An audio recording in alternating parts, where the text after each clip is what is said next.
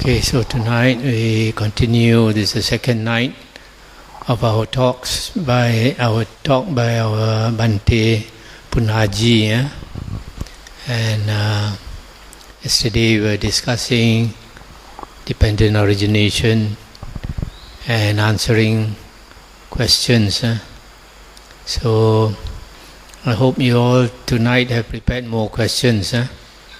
At least now start thinking of your questions. So Bhante Punnaji, please take the floor.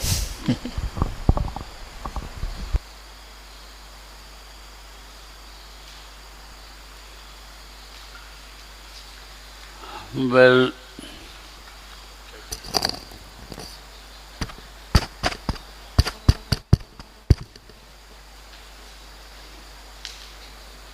yesterday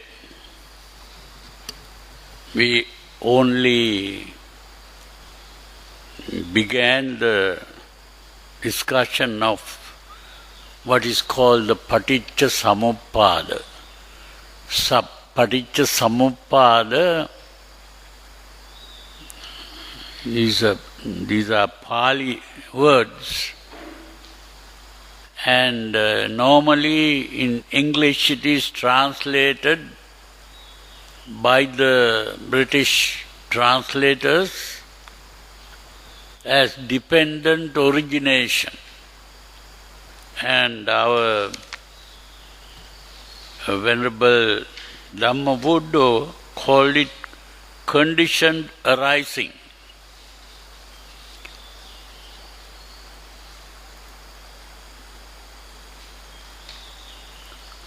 I have translated this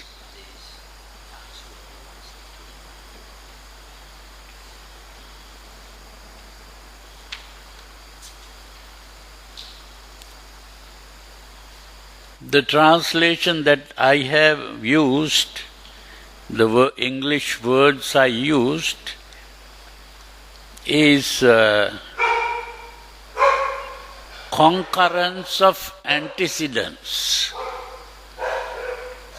Now, these words are very important because Paticca Samuppada, the word Paticca refers to antecedents. Antecedent means one coming after the other, a series of antecedents. I said yesterday there are three kinds of antecedents, I said. One was spatial antecedents, like a row of pillars, one coming after the other. And temporal antecedents is a series of sounds, one coming after the other. And I said there is another kind of antecedent called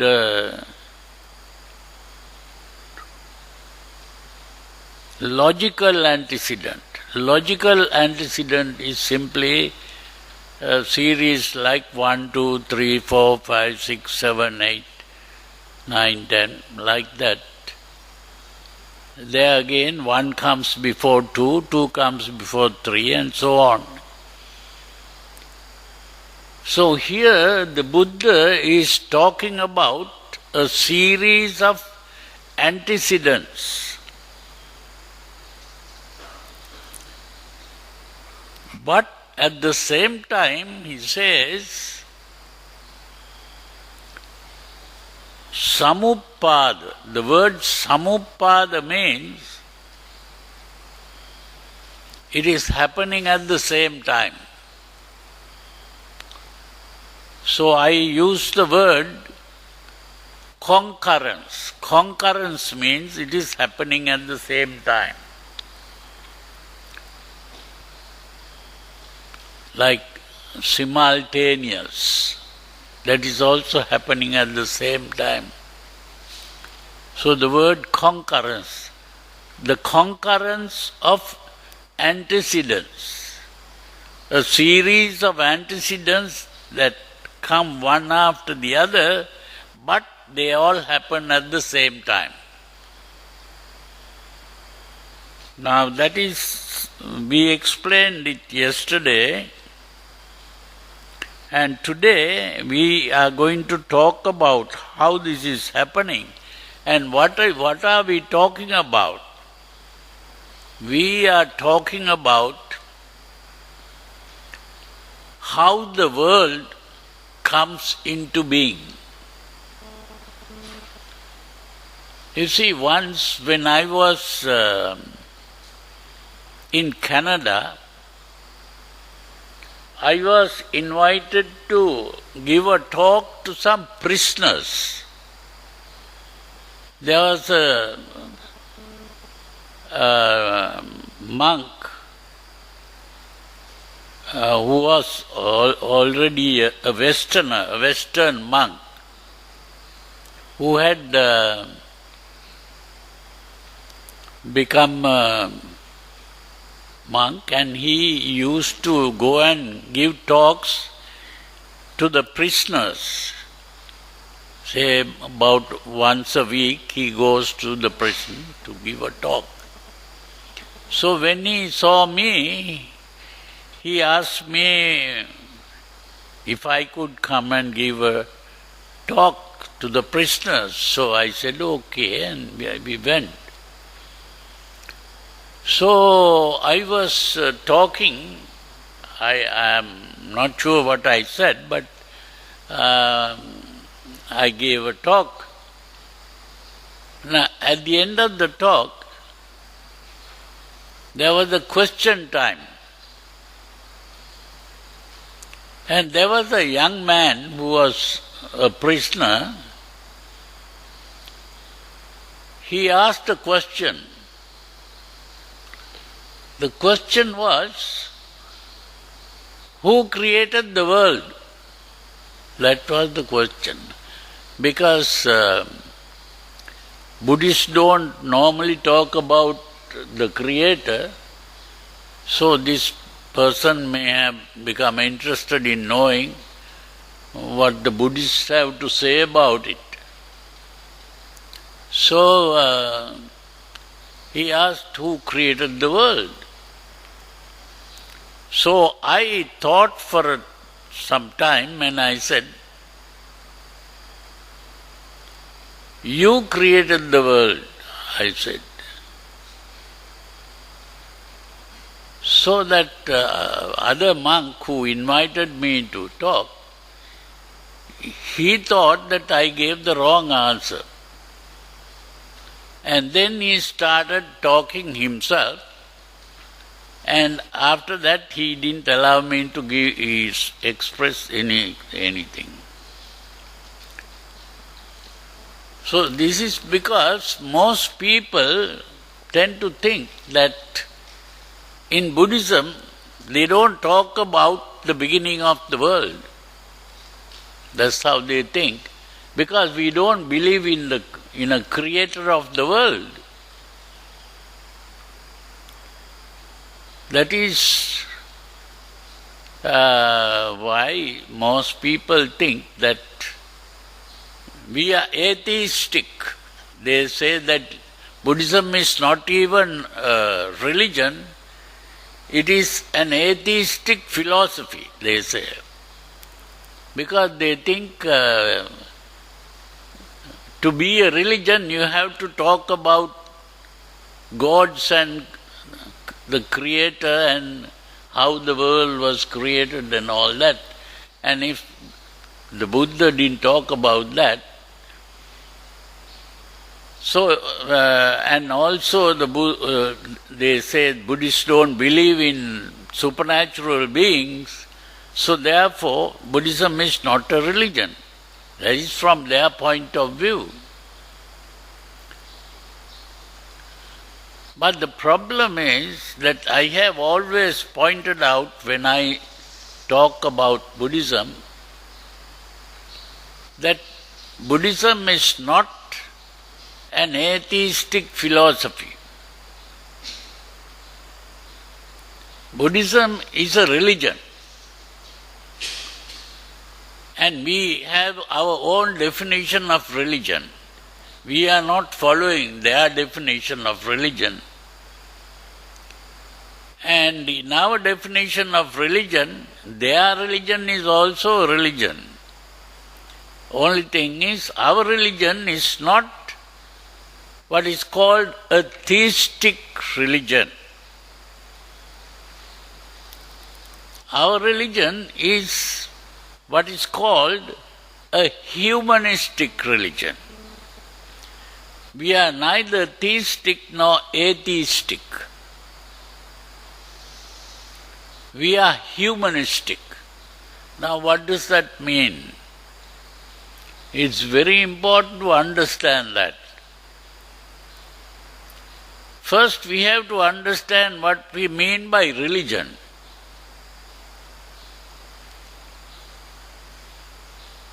But today there are so many kinds of religion, but that is not really different kinds of religion.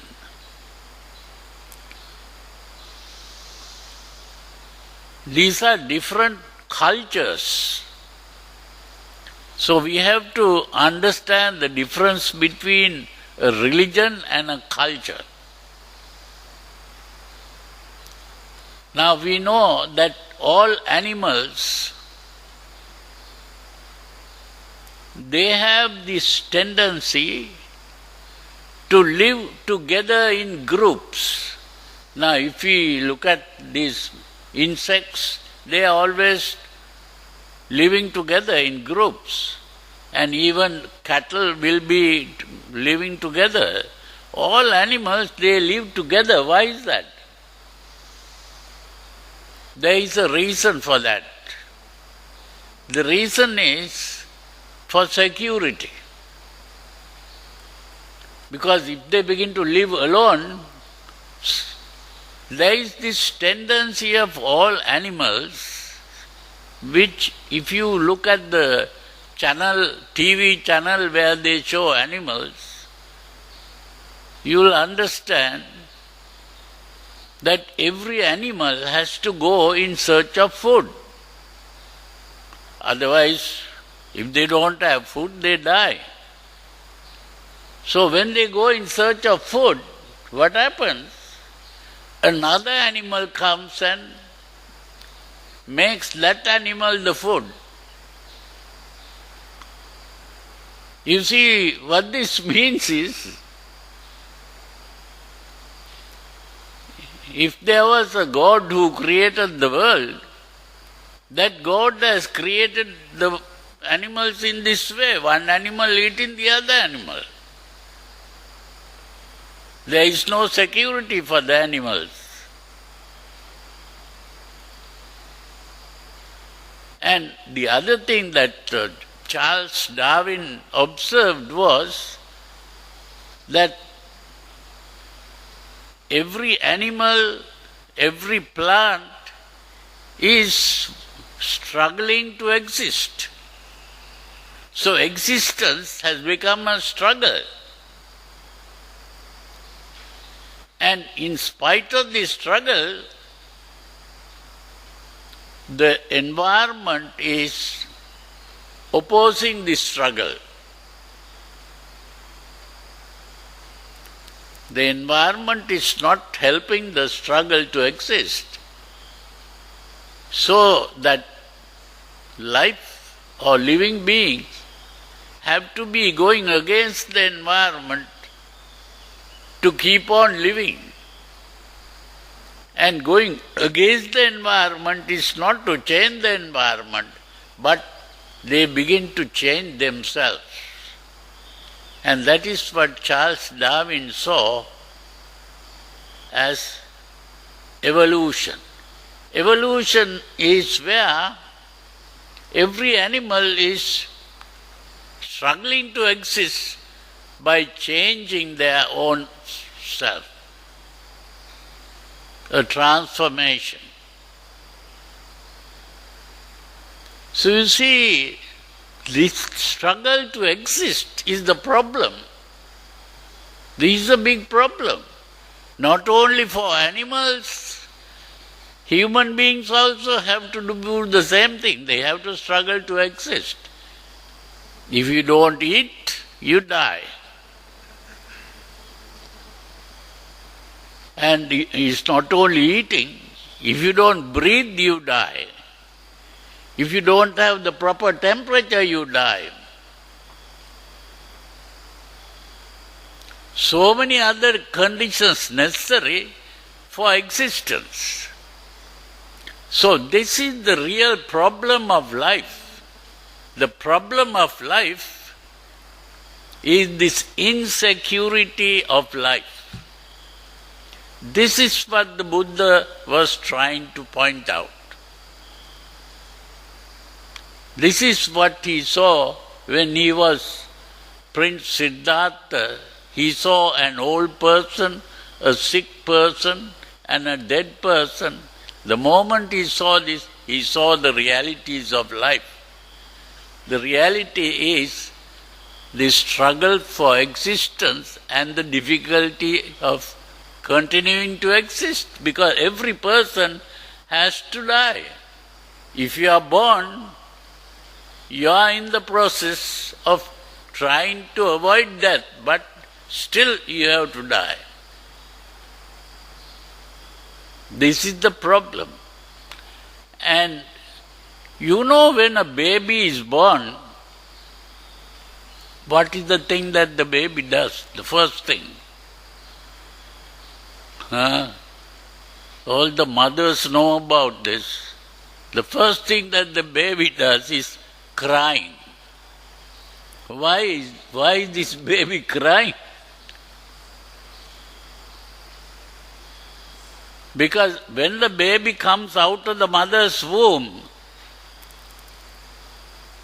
it is very cold outside. Inside the mother's womb, it was warm. Not only that, people begin to touch this baby. Inside the mother's womb, no one touched. And to touch is also uncomfortable when people begin to touch. Not only that, you have to open your eyes and light comes to the eye. That is also a problem. And not only that, inside the mother's womb there was no breathing. Now you have to start breathing. That is also a difficult thing. And if the child doesn't breathe, what does the doctor or the nurse or midwife or what does that person gets hold of the feet like this and hits the child? Then only the breathing starts. You see, all that means is this child coming out of the mother's womb is getting into something like hell. Difficulty. Birth itself is a suffering. So you begin by suffering. But of course the child gradually gets used to this and is able to tolerate some of these things, but still the child doesn't know that there is another person called mother.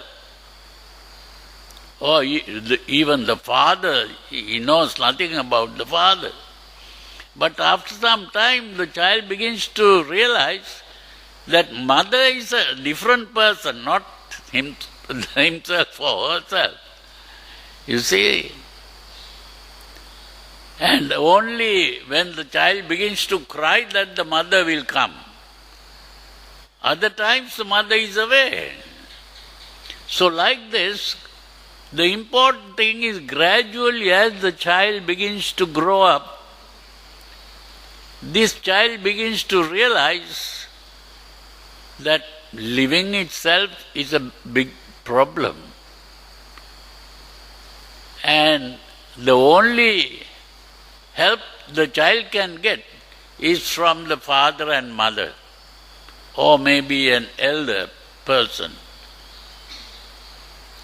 So they are living in a world of insecurity. But this child thinks, when I grow up, I'll be an adult and then I will have all the powers. I can do various things. But when this child grows up, what happens? The child begins to realize, at the beginning they thought, oh, my father is a very powerful person and all that. But that person, when he grows up, begins to realize that the father and mother are as helpless as himself or herself. Now when there is trouble, where can this person run?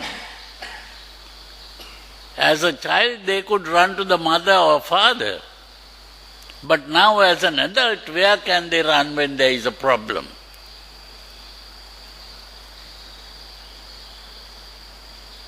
That's the problem. But people, like animals, they are all living together in groups like this. And that living together, people have found a method of meeting this problem. What is that? That is what is called religion. When people live together, they begin to eat the same kind of food, they begin to wear the same kind of clothes, they begin to sing in the same way, dance in the same way, or paint pictures in the same way. That sameness, that is what we call culture. Culture is simply that similar way that people in the group do things. And one similar thing is religion itself. That every culture has a form of religion. And that religion is to help people to overcome the feeling of insecurity. It is to overcome the feeling of insecurity that they believe in gods and devils. You see, no one has seen the gods. No one has even heard God speaking. But they believe in this God. Why do they believe in gods? Just to overcome that feeling of insecurity. By believing in God, even if there is no God, they can pray and they be satisfied. That is all that religion can do. And sometimes if someone asks, where I have never seen your God, how can I believe in your God? They will say, don't worry, you will see God when you, after death, you'll go to heaven. And there you can see God. But only thing is, if you want to see God and go to heaven, you have to live a good life. You have to not fight with other people, no quarreling. So in other words, another thing got into religion, the idea of good and bad, right and wrong. So religion is, this is what is happening. But when human beings gradually began to evolve, they began to think, use their intelligence. And then they began to realize one important thing. What is that one important thing that they realized? It is that whatever happens in the world happens only when the necessary conditions are present.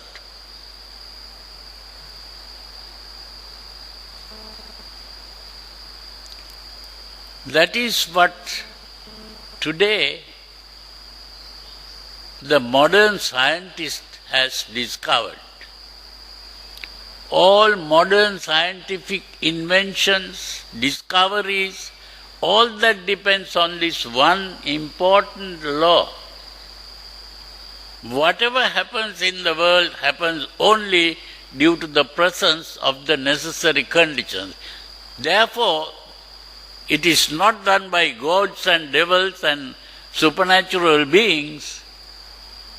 Natural phenomena all occur only when the necessary conditions are present.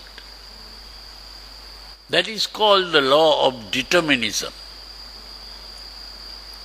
Determinism means that every occurrence is determined by the presence of the necessary conditions. When that people began to realize, the educated people, when they began to realize this, what happened? They lost faith in religious dogmas. This is why in the West, when science gradually began, only somewhere in the 18th century, it was in the 18th century that science began in the West. And when that happened, they lost faith in the religious dogmas. Not everyone, the educated public, the intelligentsia. And when they lost faith in religious dogmas, what happened? Revolutions took place. Why? Because the kings wanted religion to govern the country. Because people will become good or behave well only if they believed in religion. If they didn't believe in religion, so the kings wanted this. But then the people began to fight against this, and that is how they had what is called the French Revolution, Marxist Revolution, and some British revolutions. All these things came up because of this.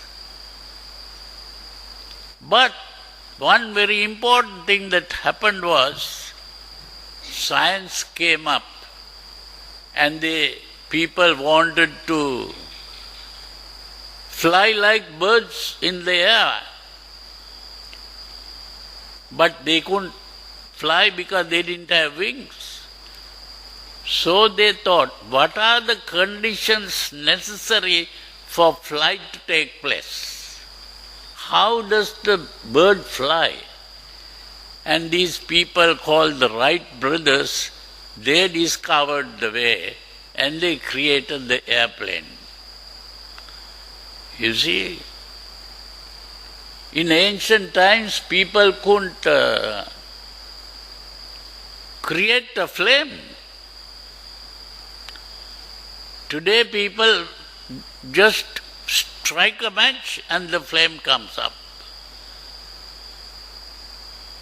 Who created this thing called match? Otherwise they had to just rub two sticks together and keep on rubbing till a flame comes. That was not an easy job.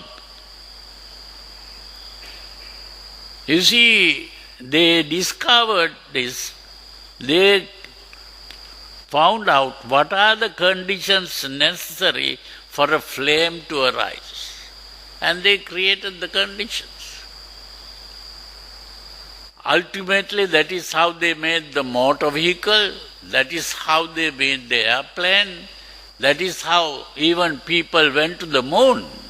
And now they are trying to go even beyond the moon. With all this,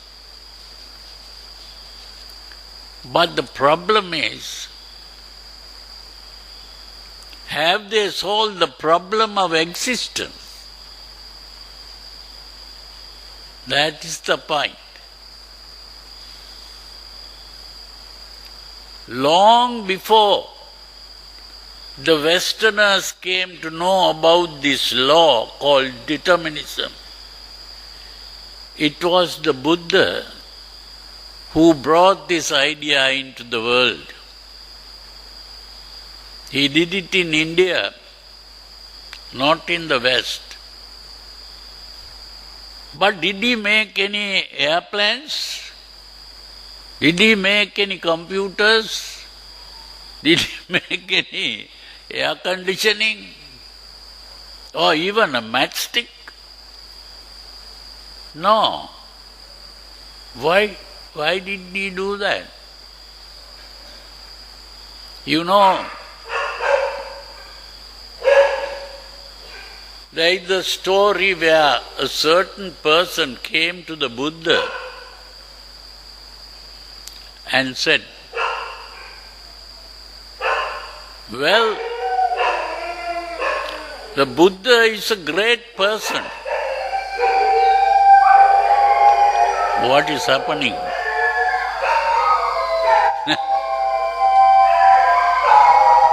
The dogs are singing.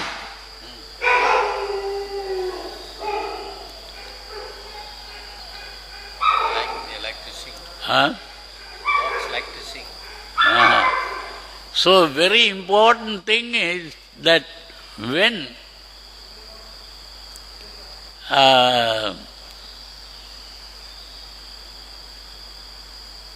this person came and said, the Buddha has great powers.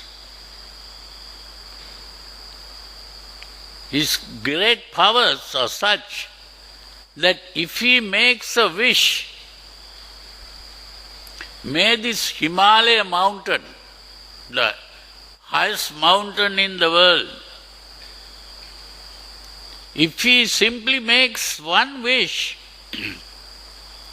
may this Himalaya mountain become a mountain of gold. It will just become a mountain of gold. He has such powers. So please, out of compassion for these suffering beings, make that wish.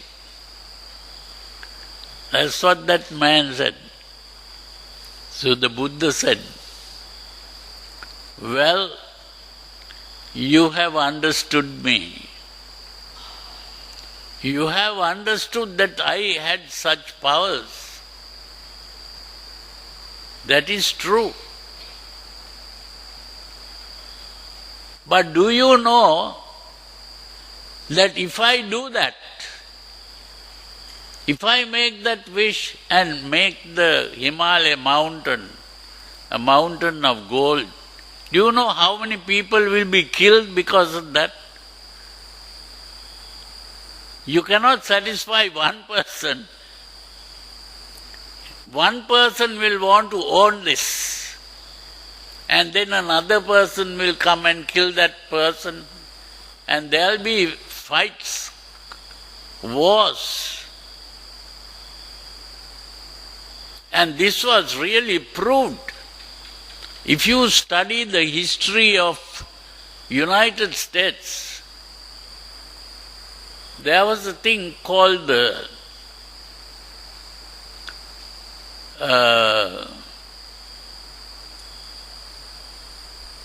it was a gold war, because they thought that somewhere in California there was gold. And so many people rushed to get that gold. That was called the gold rush. So that statement of the Buddha was really proved there. You see, there were so many wars and so many people killed as a result. You see, the most important thing is, what the Buddha pointed out was, this clash between our wishes and the reality. Our wishes means we want to keep on living. We don't want to die. That is our wish. But this wish is going against reality. The struggle for existence itself is the wish that is going against reality. You know, there is a new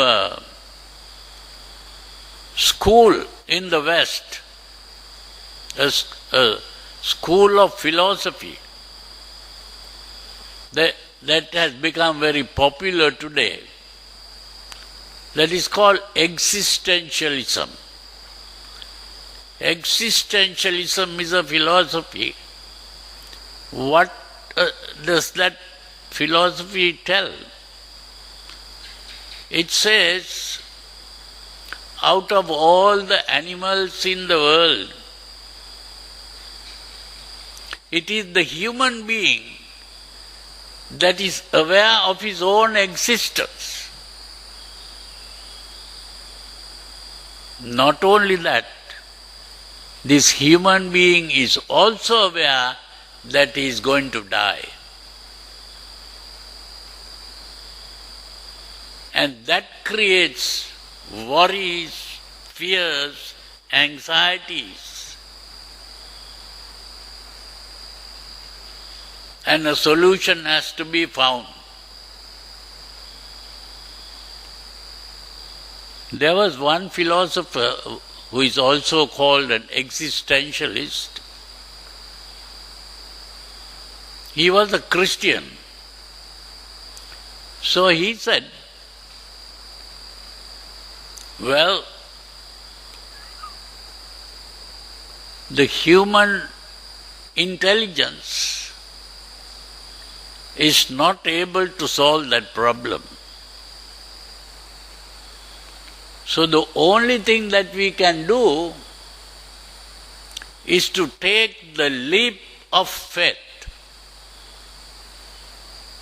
That is what Kierkegaard was the philosopher who said that, Kierkegaard. But of course there was another man. He was not a Christian. He was an atheistic philosopher.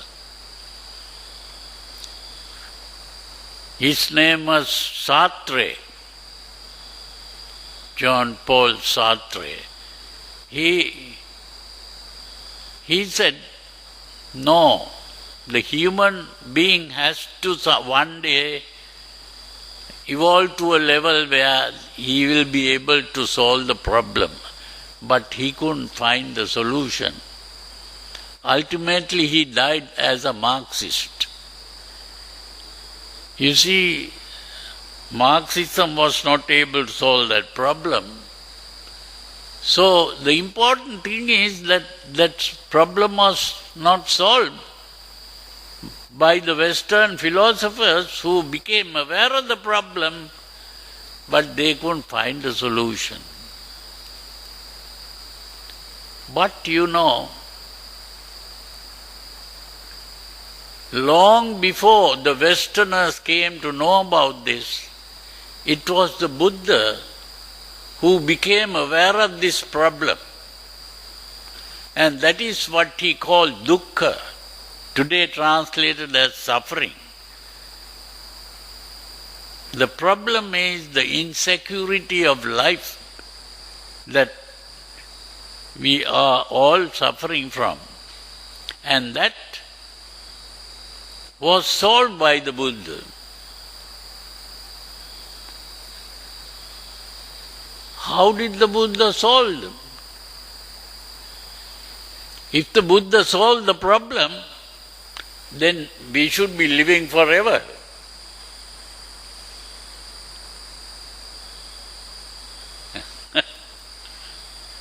You see, the Buddha solved the problem by pointing out that existential philosophers are making a mistake. The existential philosophers are saying that the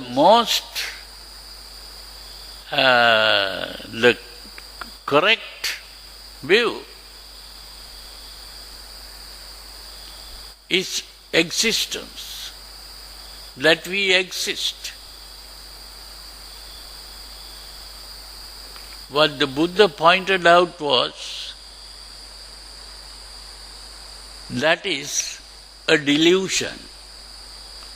We are not really existing. We are only thinking that we are existing. Existence is an illusion. We are really dreaming that we are existing. We have to awaken from this dream. It is only by awakening from the dream that the problem disappears. You don't even have to solve the problem because the problem is not there. If you don't exist, can you die? If we don't exist, there is no way we can die. Because we have to first exist before we can die. So this is what the Buddha realized. And this paticca samuppada is a description of how we can awaken from this dream of existence. How the idea of existence comes into being. We are starting from a state of ignorance. Not ignorance, unconsciousness. We are unconsciously, from that state of unconsciousness, the thinking process begins. And the thinking process is what is called sankhārā. This word sankhārā has been wrongly translated today.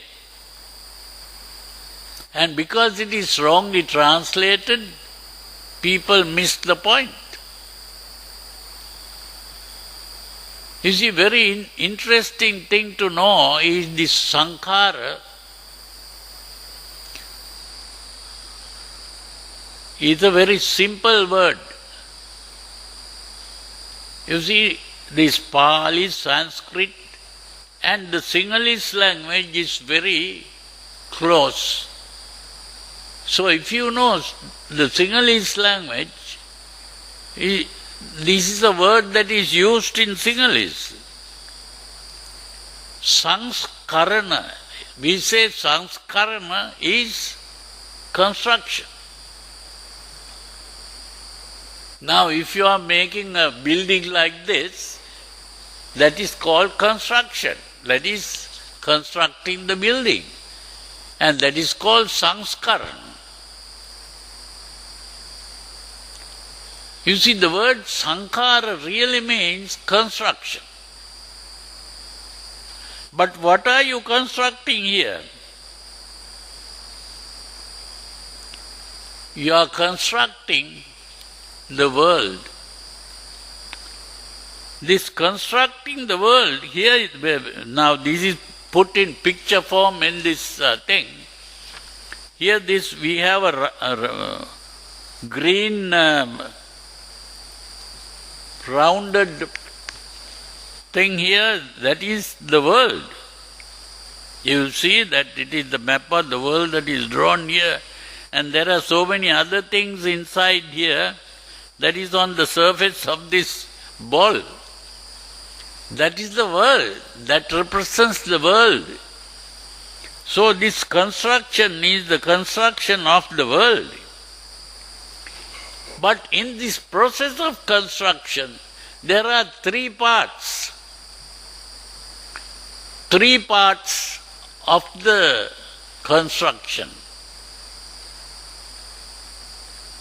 This is called sankhārā, but there is kāya sankhārā, vaci sankhārā, and chitta sankhārā or mano sankhārā. Both words are being used. Chitta, what it means is kāya sankhārā is the physical part of the construction. The physical part of the construction simply means that we have to be living first. That is the physical construction. And what do we do? How do we live? The first thing that we have to do is what that baby had to do, which is to breathe. So breathing becomes the physical basis for all the energy that is necessary to do this construction. So the in and out breathing is the kāya sankhārā. Kāya sankhārā means the physical part of the construction. Then you need the mental part of it. Mental part is something like seeing, hearing, smelling, tasting, touching. You feel that.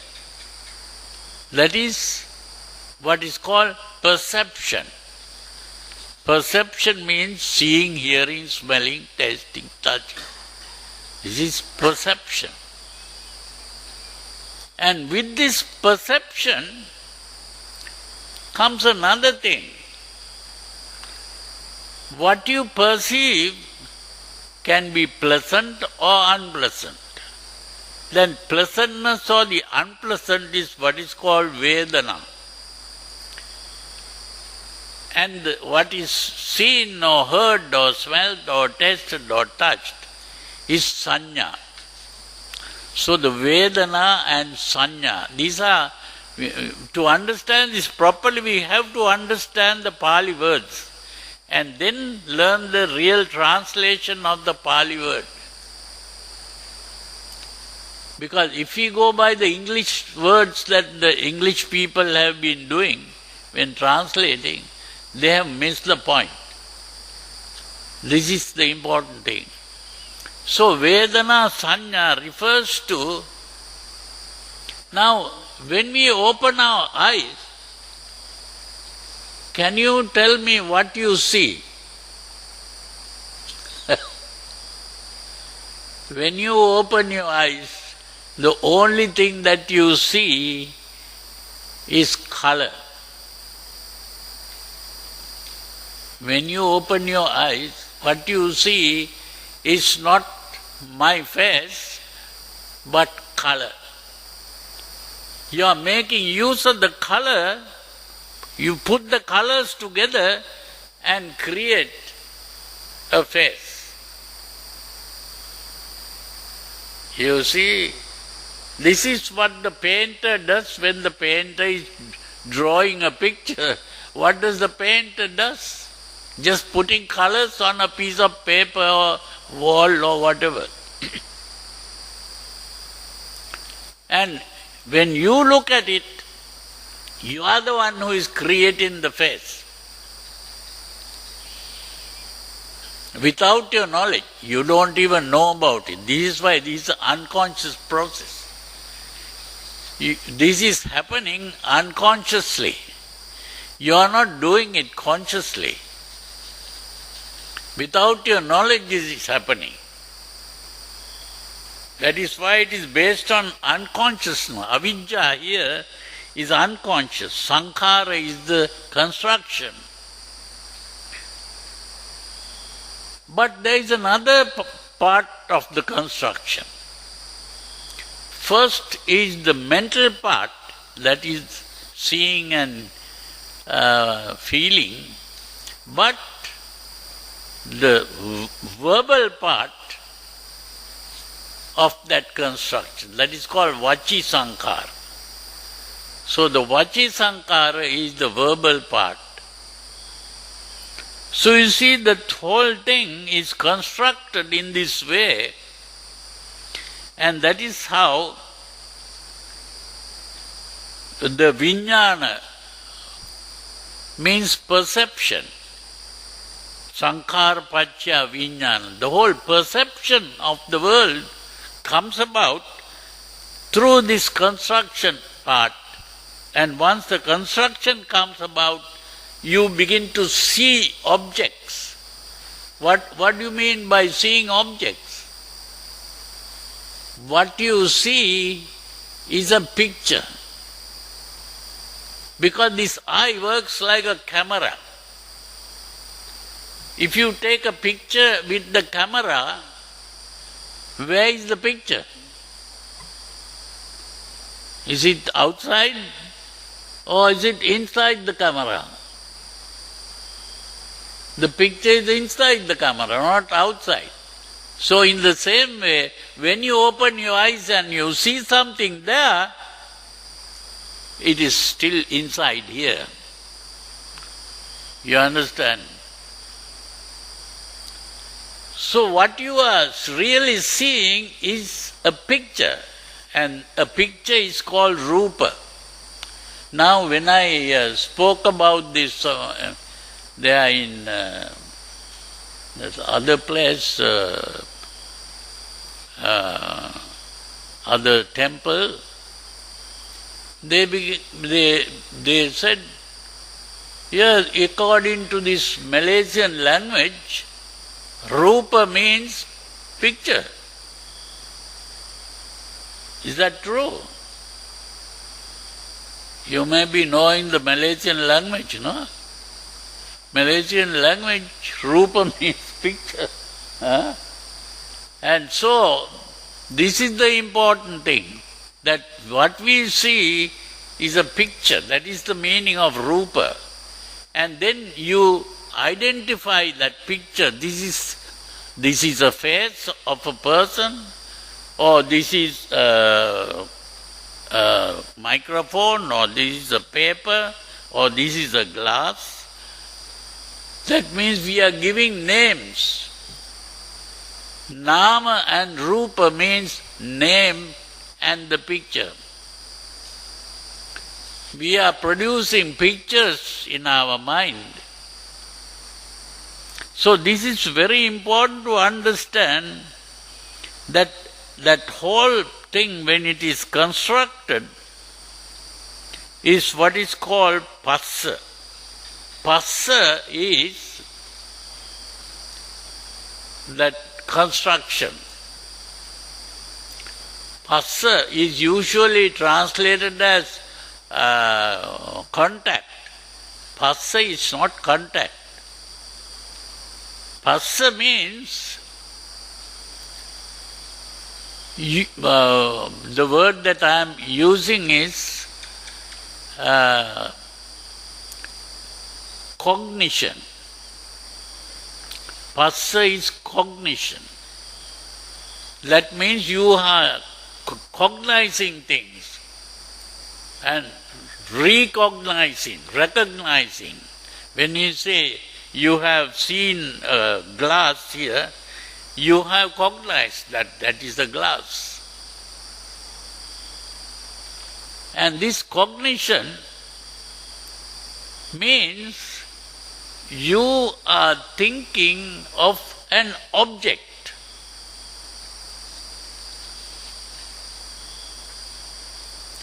The objective world that we are aware of is the cognition.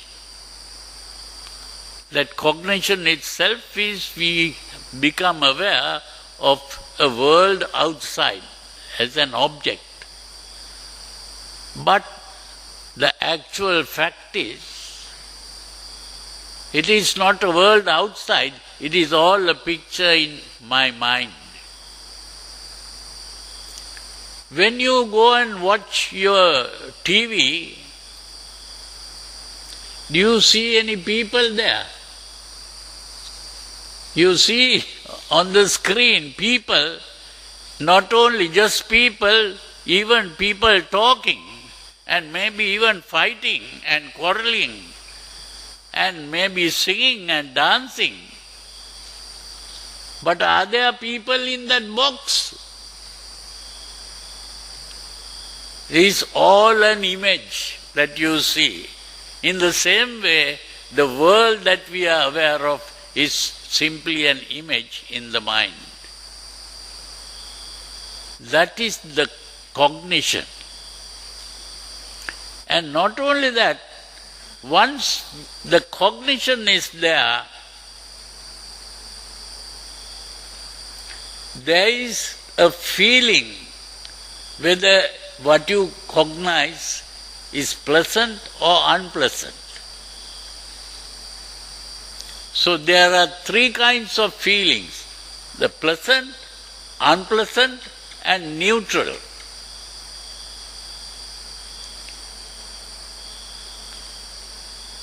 So pleasant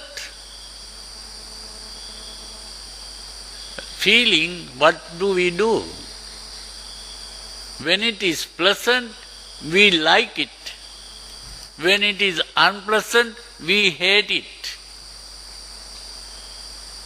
It is neither pleasant nor unpleasant, what do?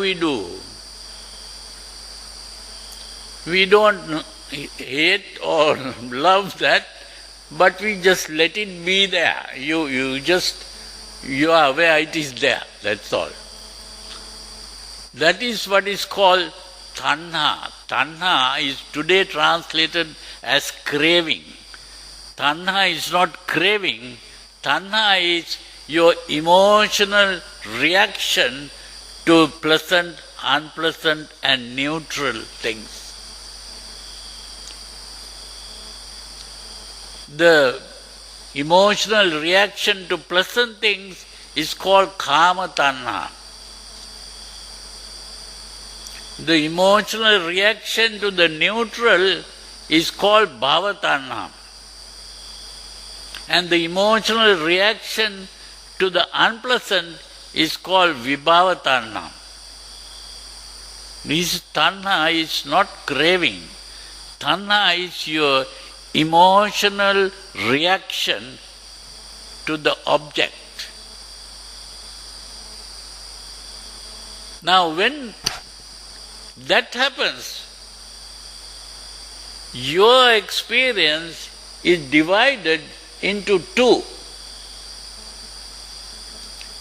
Your experience becomes divided into two.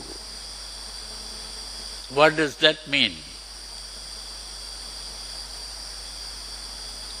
You are seeing something there and you are reacting to that. That means the reaction is happening here and the object you see is there. That means that becomes the object, your reaction becomes the subject. So that emotional reaction becomes the subject. What do you do to the subject?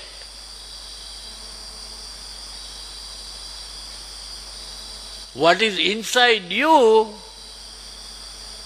you regard as mine. This is mine. What I see outside there is not mine.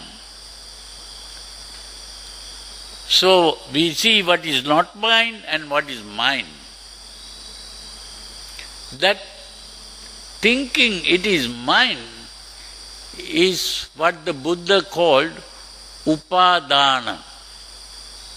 Uppādana. usually translated as grasping or clinging. This is not just grasping and clinging.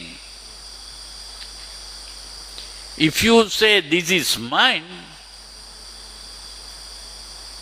the English word is you are personalizing it. To personalize is to say this is mine. You see, that is the meaning of Uppādana. Uppādana. Uppa means inside. Upper means outside. We have two words, upper and upper. Upper is inside, upper is outside. Ādana. What is the ādana? Now we have a common word that we use, adinnādana. What is adinnādana? Ādana means taking, adinna means what is not given. Taking what is not given. That is what we call robbing. Or maybe if you do it without the other person knowing it, that is called stealing. So stealing and robbing is the same thing, but done in two different ways. But the important thing is to take what is not given, adinnādana. Ādana is taking. Now this is Uppādana. Uppa means inside. To take it inside. What do you mean by taking it inside? To take it inside is to make it yours. Now you go to a shop and you begin to see something that you like to have. What do? You try to make it yours. How do you do that? Either you can steal, or the other way is to pay money and get it. To buy it is to make it yours. So when you pay the money, then it is yours. So that is the Uppādana. Uppādana means to make it yours. And that is what is called personalizing. Now if you go to buy a pen and that person who sells the pen might say, we can personalize it for you if you like. That means to write your name on the pen. So you see, personalize means to say, this is mine. So that emotion part is personalized. So the tanha is the emotional reaction to the pleasant and unpleasant sensations, and that is personalized as mine. Now when you personalize something as mine, what have you done?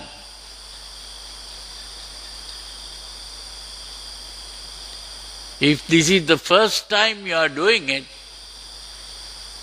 the moment you say this is mine, you have created the self inside you. How can that be mine if there is no I?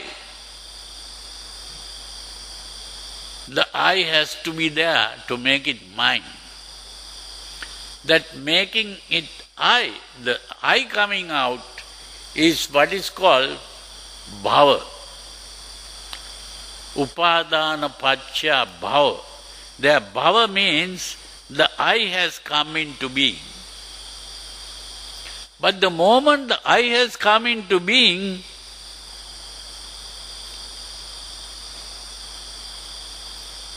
what are you referring to as I?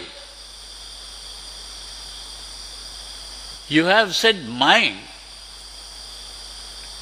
And by saying mine, you have created the I. And if you ask yourself, where is this I? What are you going to regard as the I? The only thing that you can see as I is the body. You are pointing to the body and calling it I.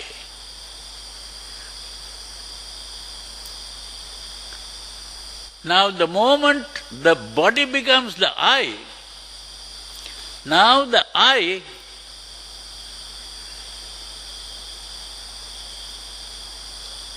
occupies space and time. If the body was not the I is not occupying space or time. But the moment the body becomes the I, now the body occupies space because it can be tall or short or fat or whatever. That is, it is occupying space. It has a volume. You can find out the volume by dropping it into water, and then see how much water rises up. Like Archimedes, that is how he found out. So in a similar way, you see that the moment the body has become the self, what happens? It is occupying space and time. If it is occupying time, it has a past, a present, and a future. If the I didn't become the body, there will be no past, present, future for the I. The moment it became the body, there is a past, present, and future.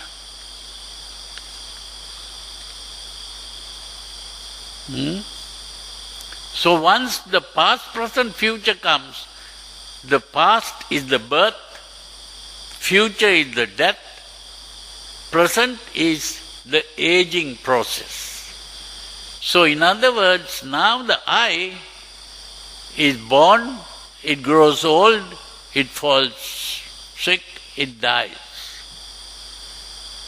Now if that I didn't have a body, there would be no such thing. So it is that growth, birth, old age, death that has created all the suffering, unhappiness. Soka parideva dukkha domana supayasa. So this is, in other words, how the suffering comes into being. By personalizing the body and creating a self. It is that creation of the self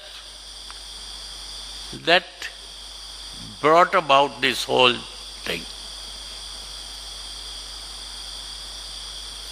So this is why we have here in this diagram all these things where the I enters the body, and we have these three forms here.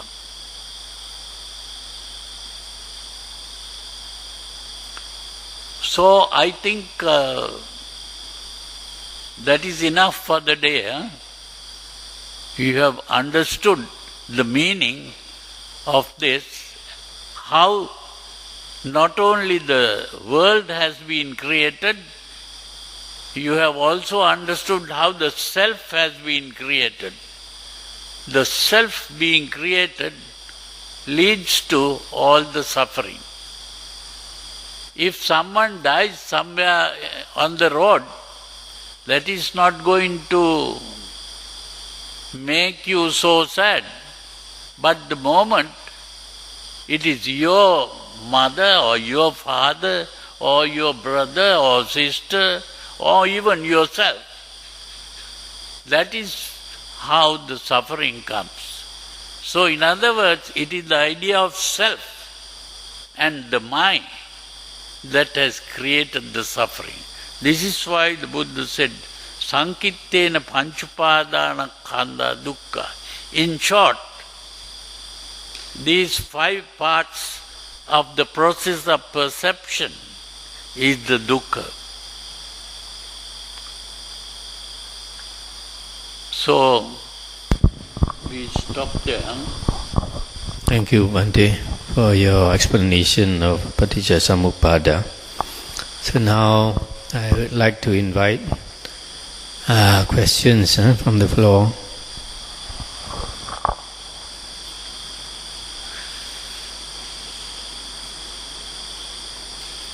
Have any questions?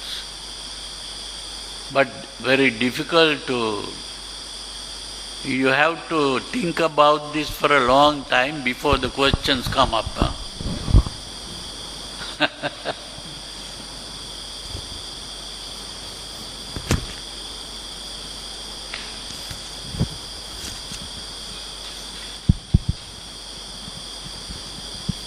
Venerable Bhante, good evening. Thank you for the explanation. Just one question on the avijja, where Bhante translated as unconscious. So from our earlier understanding, avijja is ignorance. From my earlier understanding, avijja is ignorant of the Four Noble. Ignorance is about the Four Noble. My understanding is that ignorance or avijja is the ignorance of the Four Noble Truths. So in this context, when one is unconscious, is it also unconscious of the Four Noble Truths?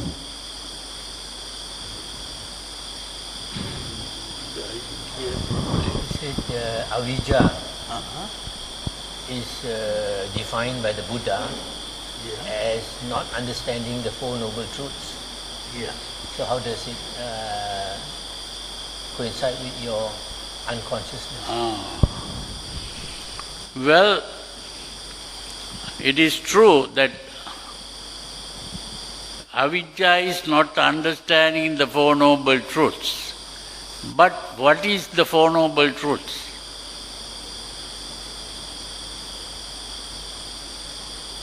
Four Noble Truths is simply this same Paticca Samuppada. This whole series of things is what is called dukkha, and the cause of dukkha, the ending of dukkha, and the way leading to the ending of dukkha. All that is inside this. So not knowing this whole thing is becoming unconscious. So you are in an unconscious state. That is why these things are happening unconsciously. These are not, you are not even aware of these things happening because you are unconscious. So that whole process is based on unconsciousness. So only when you become conscious of this, you awaken from the dream of existence. That complete awakening from the dream of existence is to become conscious of this. It's not just an intellectual understanding. That is not the becoming conscious. You have to look at the process and see it. And for that, your mind has to calm down to a certain level. This is why this whole process is based on sila, samadhi, panya. Before you can calm your mind, you have to calm your behavior. Because we are normally not only emotionally excited, we are acting out the excitement. And that is, we are not properly disciplined in behavior. So sila means being disciplined in the behavior part. Samadhi is to calm the mind so that the emotional excitement is absent. And then the thinking part has to become aware of this, how the process is going on. That is the panya. What is called panya is that. So, sila, samadhi, panya.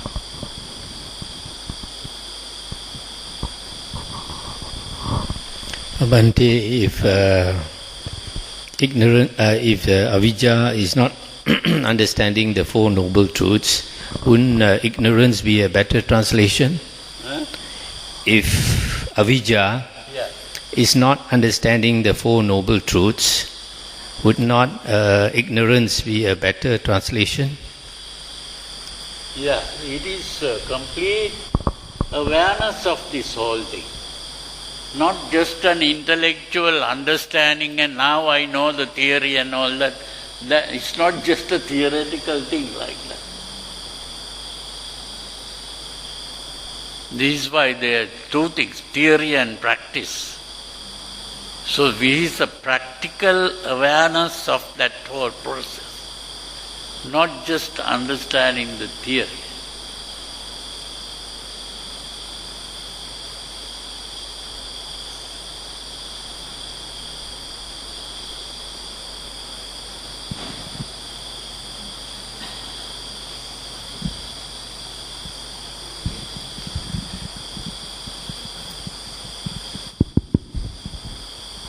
Okay, good evening, Bhante.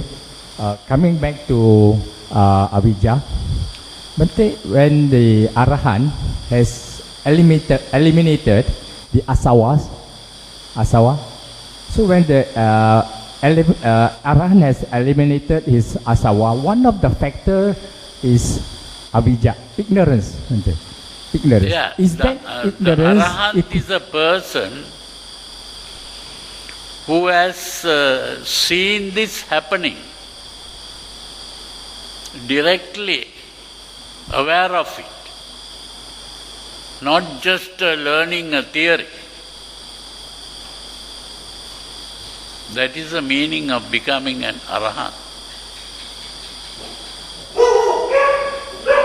Can you repeat your question? Pardon? Can you repeat the question? Oh, question.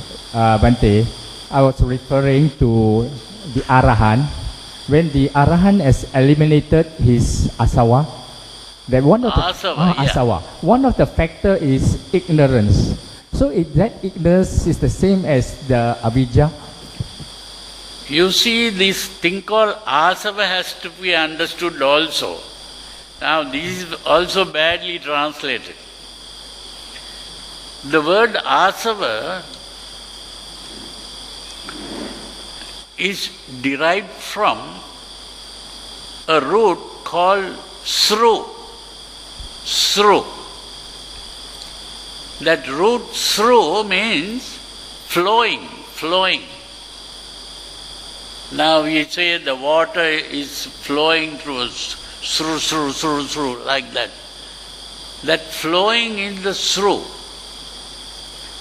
Now we have in Pali a word called like gacchati. Gacchati means going. How do we say coming? We say agacchati. Agacchati is coming. Gacchati is going. So in a similar way, sru is to flow. Sru is flowing in, not flowing out. You see, this is very important because Sigmund Freud was a modern psychologist who thought that these emotions that we have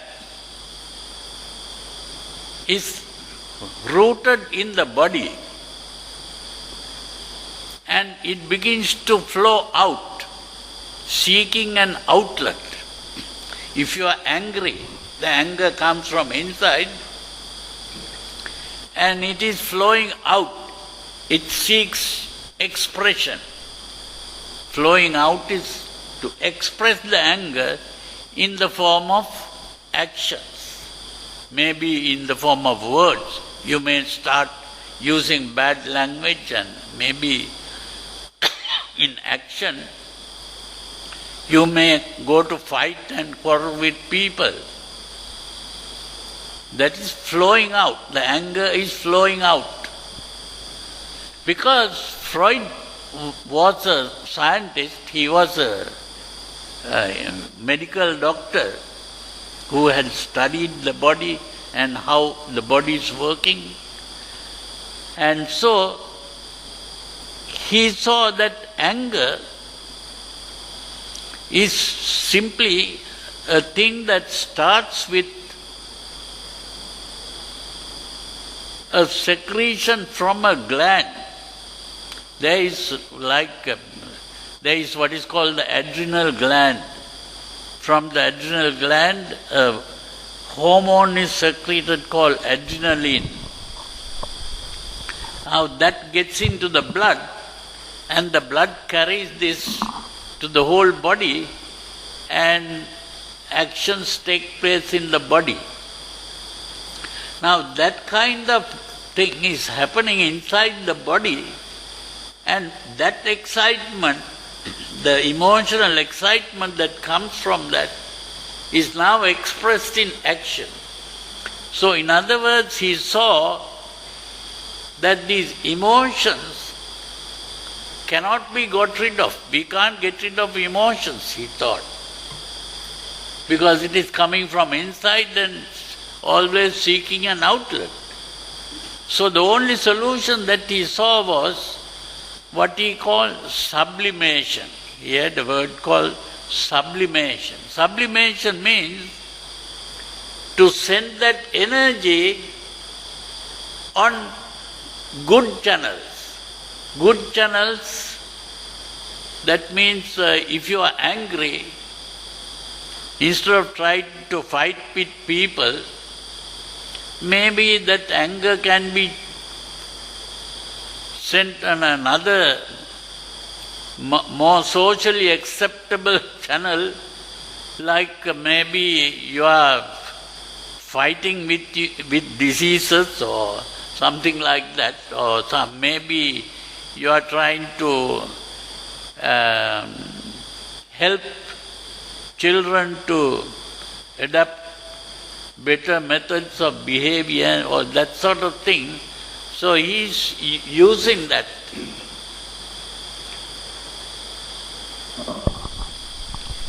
Now later, that problem came up when somewhere in the 1970s, I went to United States. And there, when I was there, I was talking to people about the Dhamma, about Buddhism. And I said, the Buddha has completely eliminated lust, hate and delusion, lobha, dosa, moha. That man laughed. He said, how can that happen? Now the Freud has said that you cannot get rid of emotions. You see? So, this was the time when another school of psychology has come up. Now, by that time, Freud is dead. But another school of psychology came up that is called cognitive psychology. These cognitive psychologists began to point out it is true that these emotions are coming up from the body and it also seeks outlets, it's true. But they said, the emotion will start only according to the way you interpret your circumstance. You see, now you see someone doing something and you interpret that as the wrong thing to do. And because you interpreted it that way, anger came up. So the anger started because of the way you interpreted the circumstance. You understand? So in other words, that interpretation is very important. If you can gain control over the interpretation, the anger can be stopped. You know, when I began to understand this, if you have read the book called the Dhammapada, you know there is a book of verses called the Dhammapada. You know the first verse in the Dhammapada, in Pali it says, Mano Pubbangama Dhamma. Today people are translating it in the wrong way. They say Mano means, they say mind. Mano Pubbangama Dhamma. Mano is not mind. Because the Buddha spoke of 3 words referring to the mind. Chitta, Mano, Vijnana. 3 words. Vijnana is simply perception. That is when you see, hear, smell, taste, touch. That is perception. But whatever is perceived is now carried like telephone wires, carried to the brain. And the brain begins to think and interpret, give meaning to what was seen or heard or smelled. And that interpretation, that part is called Mano. That is very important to understand that. Because during the time of the Buddha, there was a Brahmin who came and asked the Buddha, we have these 5 senses, he said. These different senses have different things. Because the eye can see pictures, ear can only hear sounds, nose can get only smells, the tongue can get only taste, and the body can get only touch. These are all different. Where do they meet? So the Buddha said, Mano, that is where they meet. So in other words, we have, in modern science, we are aware that there is, from the eye there is a nerve going to the brain, the optic nerve. From the ear, the auditory nerve.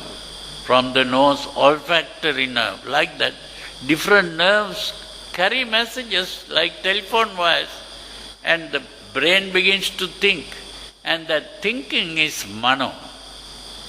According to the thinking, then according to the thinking that you formed the opinion, the emotion is aroused. That is Chitta. So the Chitta comes into being by starting with the thinking part. That is why it's very important to understand this Chitta, Mano and Vijnana. And then, according to the emotional arousal, the action parts, The action is called karma. What is called karma is simply the action part that comes from this. And so,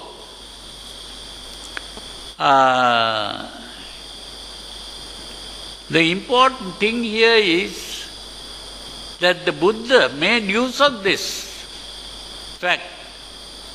What the cognitive psychologists realized only very recently, the Buddha made use of that, and that is how he was able to eliminate all the emotions, lobha, dosa and moha.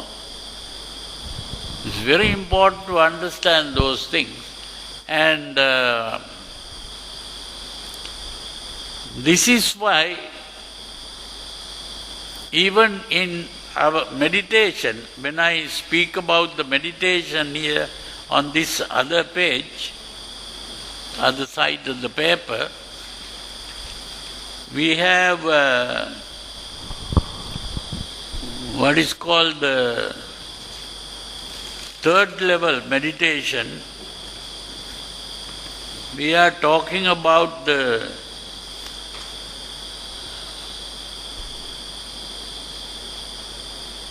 sati, dhamma, vichaya, virya, pīti, passaddi, samadhi, upekka. These things are really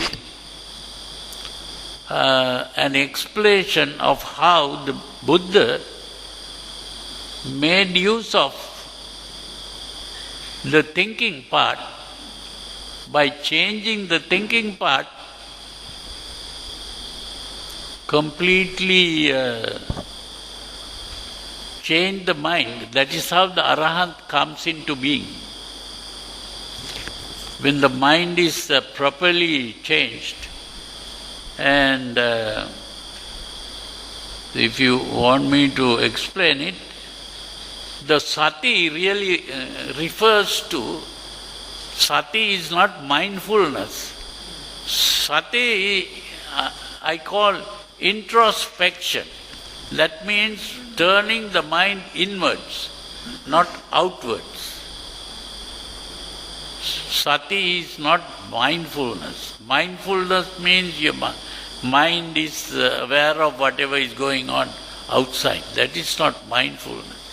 This is, you are focusing your attention on what is going on inside, not outside. You have to take your attention away from what is going on outside. That is, that the Buddha called parimukhaṃ sating upaṭṭhapetvā. That is also wrongly translated today. This is the whole problem. The translations are the things that create the problem.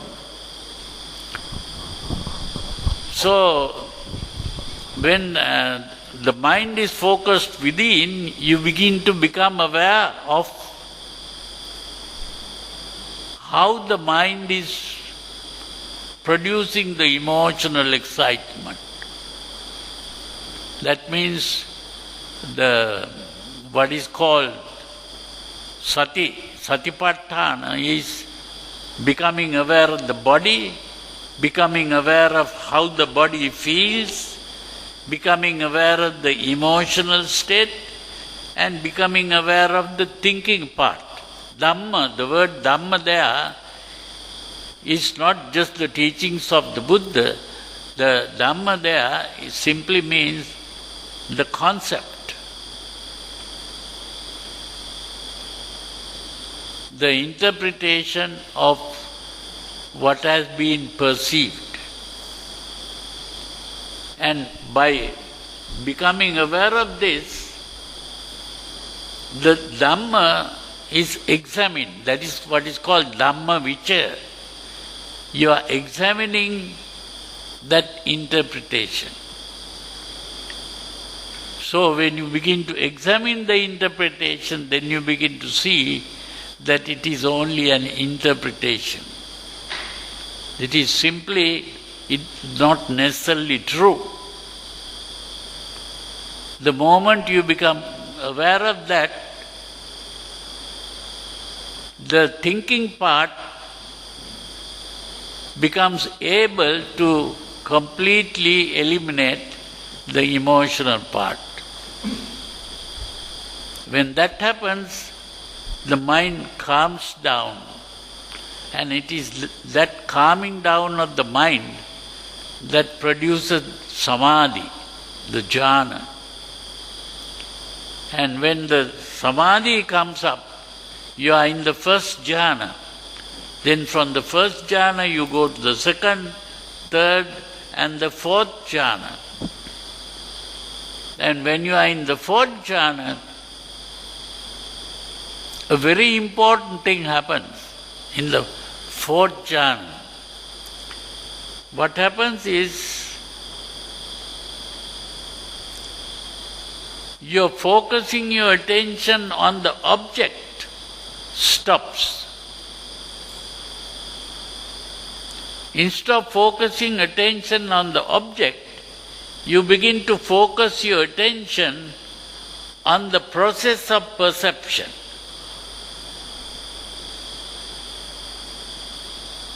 And that is the meaning of upekkha. That word upekkha is also translated in the wrong way, so we don't get the meaning out. Uppajjitvā. Uppa means inside, ikkati means seeing the inside. Upekkha. Seeing the inside is again seeing the process of perception instead of the object perceived. You see, I said that when you look, you see something. Although you see something, you are not seeing something there, you are really seeing a picture in your mind. So what you see there is actually here, inside. So you begin to see that only when you begin to focus your attention on the process of perception. And that is where you begin to understand what are called the 5 aggregates, the rūpa, vedana, saññā, sankhāra, viññāna. So that whole process, when properly understood, you begin to see this paticca samuppada is understood at that point properly, that this whole world that you are aware of is created in your mind. And all the objects that you become attracted to, and the objects you begin to hate, or all these relationships completely disappear. And when those relationships disappear, that is what is called vimukti. Vimukti means complete freedom from all emotional attachments, and that is the end of all suffering, and that is nirvana. So that complete understanding, that is the meaning of becoming an arahant. Okay, can you allow them to ask some more questions? What's that? Let them ask some more questions. Yeah. So if you have any questions, you can ask.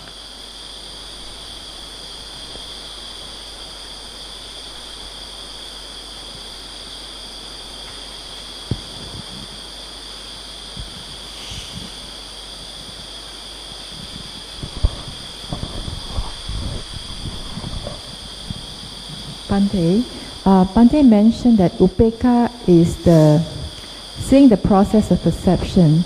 But upekkha in the Brahma Vihara, there's also upekkha, as in equanimity. The Brahma Vihara, Brahma Viharas, Yeah. there's also upekkha. Yeah. So, Is that the same? Now, that is true. When you practice the Dhamma Vihara, that means metta, karuna, mudita, upekkha, that Upekkha is the same upekkha. It's not a different upekkha. And that means, you see, if you begin to practice metta properly, what are you really doing? You have to understand that. Normally, people are self-centered all the time. I want this, I want that, I hate this, I hate that. You see, all the time you are thinking of yourself. And when something happens, you begin to cry, lament. All that is because you are thinking of yourself. But here the Buddha points out, the way to get out of this is to start thinking of all beings.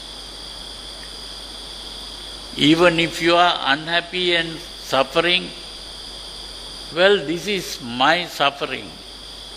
But there are so many beings in this world who are suffering. I am not the only one who is suffering. May all beings be well and happy. May all beings be free from suffering. That is metta. Now when you begin to do that properly, what happens? You come to a point where others' happiness or unhappiness is as important as your own happiness or unhappiness. When you and others become like one. This is like the mother thinking of her only child. That thinking is what is called karuna. So the metta turns into karuna. Metta is thinking of all beings, and when you begin to see no distinction between yourself and others, that is karuna. When your mind gets into karuna,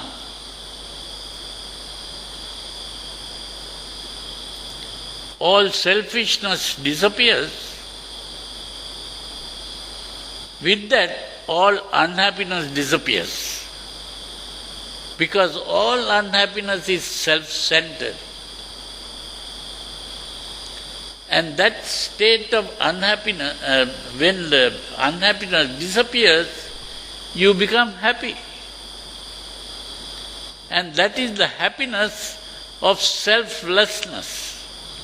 It is not the happiness that you get when you get something. This is like the happiness you get when you give something to others. You make sacrifices and make other people happy.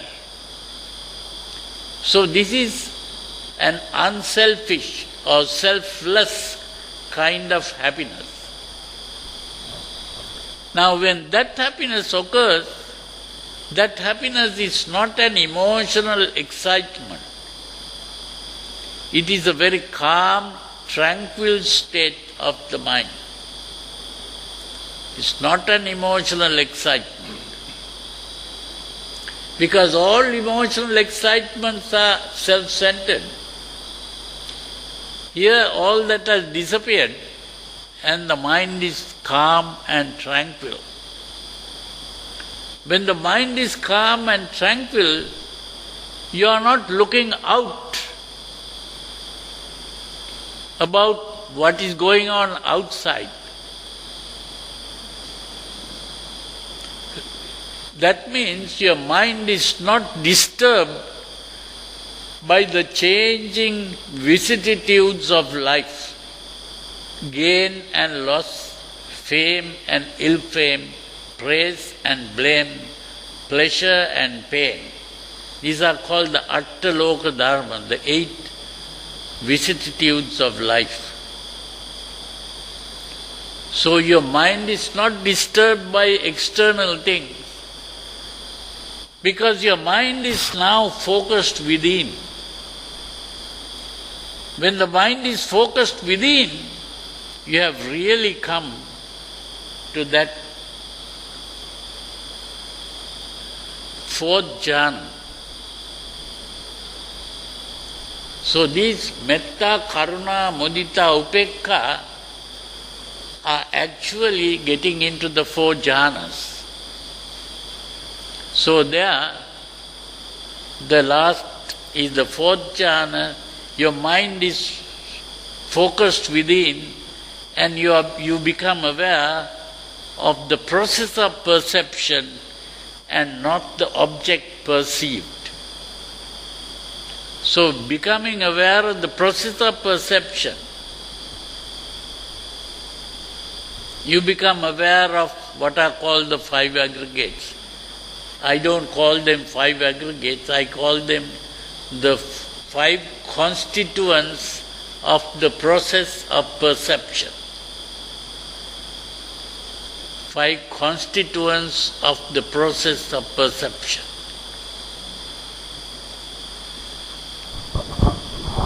Can we have one more last question? Huh?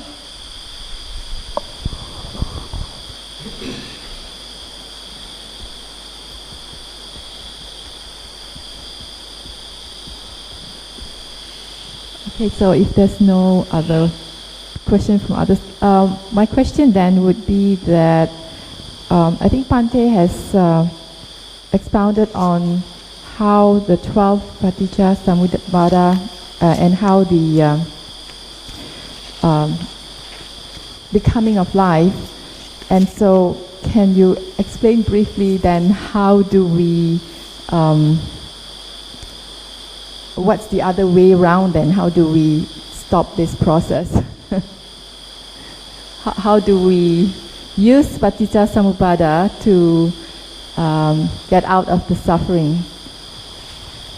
He's asking how to use paticca samuppada to get out of suffering. How to use paticca samuppada to end suffering. Oh, well, the paticca samuppada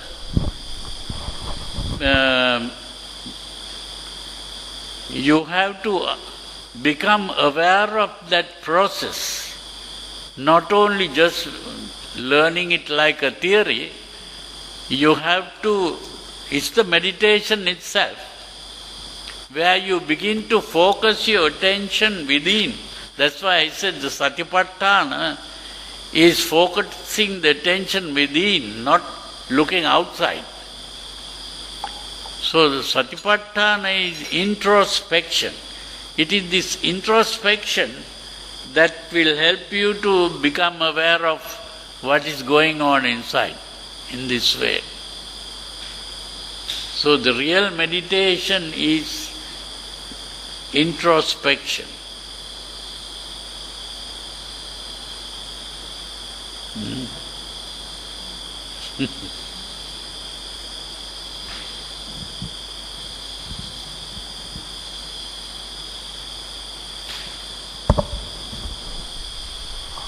So it's coming to 9 o'clock, so I think we can end here.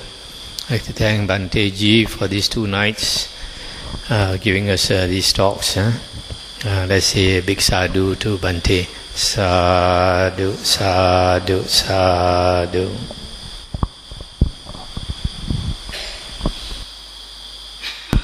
Come, let's invite the devas and devis to rejoice with us. Ita vata cha'am hehi sambatang punya sampadang sabbe deva sabbe bhuta sabbe sattā anumodantu sabba sampati Siddhya. Sadhu, sadhu, sadhu. Come, let's pay respect to the Triple Gem.